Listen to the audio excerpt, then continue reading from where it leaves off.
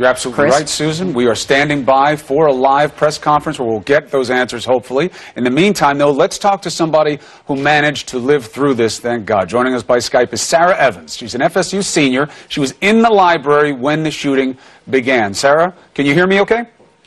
Yes, I can. I'm old. I'm still baffled by this Skype technology. So take us through it. Me too, a little bit.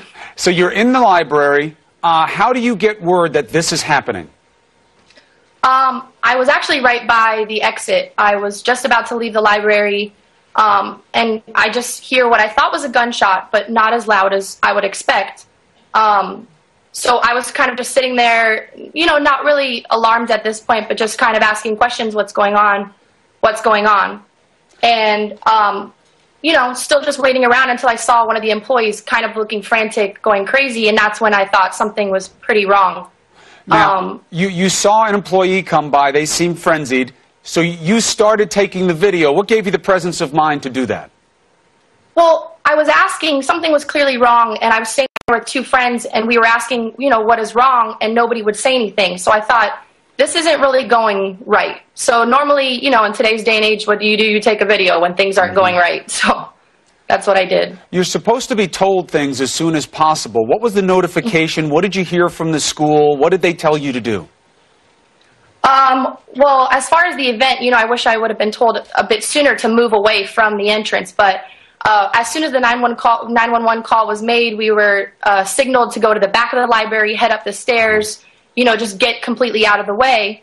And then we were notified that FSU PD and Tallahassee PD were on their way to secure the location. Your friends were okay, you were okay, thankfully, but is it true that while you were taking the footage of what happened, you did come across somebody who was hurt? Yeah, I mean, I will never forget the look on his face. It was actually, he yelled, you know, in the video, "I've been shot, there's a gun," and that's when everybody in the library freaked out. And I didn't believe it. I think I was laughing in the video because I was like, what? You know? You're just not really prepared for something like that. So he just looked so shocked, and I just didn't know what to do. I just was like, oh my gosh, are you okay? And, you know, we just wanted to get him help. But, he was wounded laying on the ground. So that's when we really freaked out. It is literally surreal. We can see how you start to get very nervous when you recognize what actually has happened to him. Were you able to get him help? Do you know anything about what happened with him? They immediately rushed help. As far as I know, all the victims are recovering, which is great to hear because, you know, my heart goes out to them and all of their families. That's all that I really care about at this point. You know, I'm happy to be home safe, but all I can think about is them right now. And he was shot in the leg. He seems to be holding his hip. Now, how long was it before he got help and before you were able to get out of there? To be honest, I think it had to be just a few minutes before he got help because the police department came on the intercom quite quickly. But as soon as I saw him is when I started rushing back towards the exit. What are you being told about who did this and why? I mean, all we wanted was answers for the 3 hours that we were held in the building across from the library. And as far as I know, you know, the suspect was found. He opened fired. And unfortunately, you know, the police had to fire back at him. I'm not sure who the shooter was.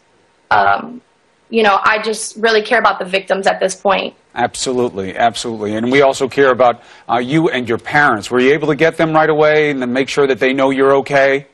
Yes. I mean, I called my dad right away. He was with me on the phone. My mom, I honestly waited a few minutes because I didn't want to freak her out because I knew she'd be sleeping. But I didn't want her to see it on the news before she heard from me, so I spoke with both of them right away. How are you? How are your friends? This is not something that you're supposed to see in university life or anywhere, and we know it's finals week on top of everything else, and you're an A student, so you take it very seriously. How's your head? Yes. How's your heart this morning? I mean, I'm still a little bit shaky, and I don't think it's this interview. Yeah, it was definitely a crazy experience. My friends are okay. We were all just, you know, a little bit shaken up about the whole thing. Because, you know, you're just not really prepared for a situation like this, no matter how many times you could go through it in your head. But, you know, I've seen a lot of compassion and support from our student body already. And so I'm just pretty confident that we can all kind of come together and get through this as just a university together.